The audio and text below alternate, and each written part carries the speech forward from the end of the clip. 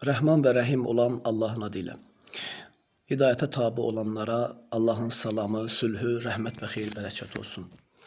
Məryəm surəsi 114-cü ayət. Ayət belə keçir ki, Məryəm oğlu İsa dedi: Ey Rəbbimiz olan Allah, bizim üzərimizə səmadan süfrə nazil et ki, bizim üçün bayram olsun. Əvvəlimiz və sonramız üçün və səndən bir ayə dəlil olsun. Və bizi ruziləndir və sən ruziləndirənlərin xeyirlisisən.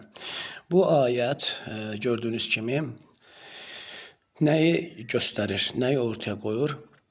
Quranda eid, bayram kəlməsi yeganə olaraq bir dənə bu ayətdə keçir. Başqa bir ayət yoxdur. Və Allah bizə başa salır ki, bir zaman İsa Allaha dua etmişdir ki, və həvarilər də istəmişdi onu İsa'dan. Və bunun üzərinə İsa Allaha dua eləyir və Allah İsa'ya bir süfrə nazil edir və burada İsa'nın duasının qəbulu görünür və bu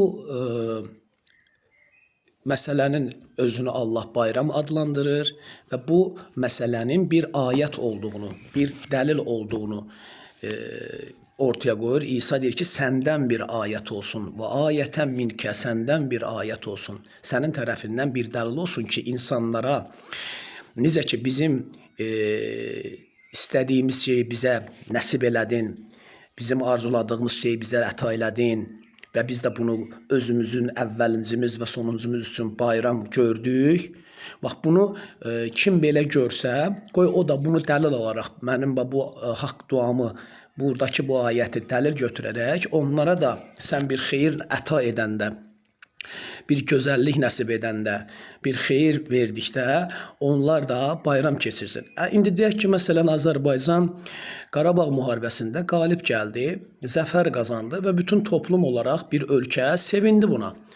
Bu sevincini hər gün qeyd etmə, hər ilin il dönümündə bunu qeyd edirlər, zəfər günü olaraq bayram keçirirlər. Bu günah mıdır? Xeyr. Niyə? Çünki Allah bu ayətdə buna izin verdiyini ortaya qoymuş olur.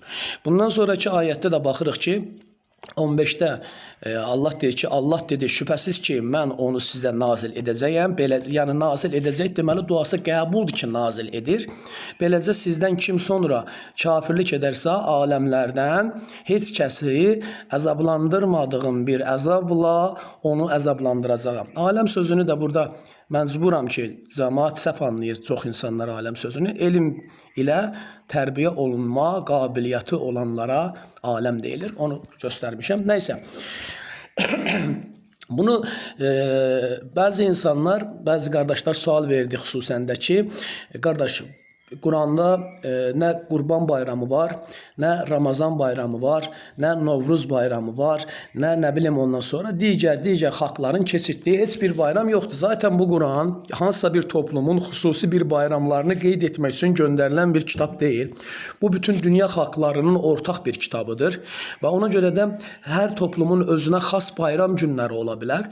Allah sadəcə burada bizə başa salır ki, Rəbbinizdən sizə bir nailiyyət, bir xeyir, ola bilər bu nailiyyət bir ailənin, bir evin əhalisinə aid olsun. Ola bilər ki, bir qəsəbəyə, bir şəhərə və yaxud da bir ölkəyə aid olsun. Ola bilsin ki, bütün dünyaya da aid olsun. Aydındır. Əsas önəmli olan nədir? Bayram keçiririk deyə Allahın qoyduğu qadağaları və yasaqları pozmamaq lazımdır. Keçir, sevin, süfrə aç, Allahın verdiyi ruzilərdən ye, iç. İnsanları sevindirin, bir-birinizlə qonaq gedib, qonaq gəlin, qəşəng, gözəl bir yerdə arada günlər keçirin. Buna bir etiraz yoxdur. Hətta aşmayağın.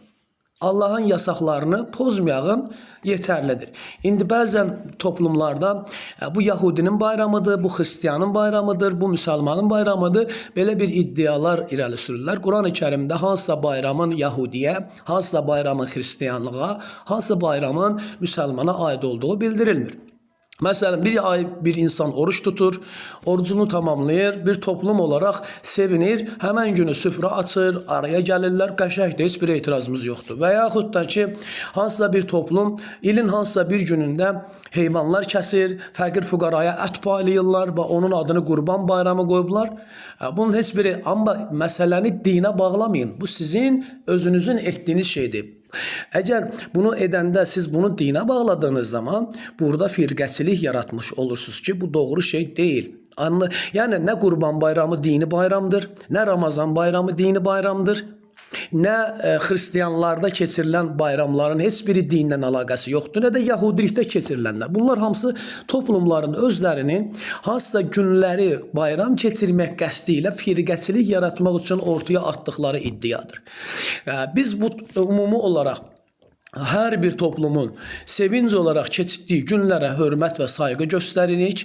Quran bizə sadəcə deyir ki, Allahın sizə nailiyyət olaraq, tövfiq olaraq, ruzu olaraq, süfrə olaraq, neymət olaraq, xeyir olaraq əta etdiyi hər hansısa bir gün baş verərsə bunu, o toplum onu özləri üçün bayram keçirə bilər. Dəlili də bu ayədir. Sözüm bu qədər. Salam olsun hidayətə tabi olanlara. Sonda bu proqramı da sizə göstərim. İnşallah biz bu proqramı hazırlamış bizim qardaşımız, əskər qardaşımız, Allah ondan razı olsun, başa çıxır, hazırlayıbdır. Biz indi tərcümə etdikcə ayətləri yığırıq bura. Fatihə surəsidir, Bəqərə surəsidir, Ali İmran, Nisa surəsidir, Maidə surəsidir.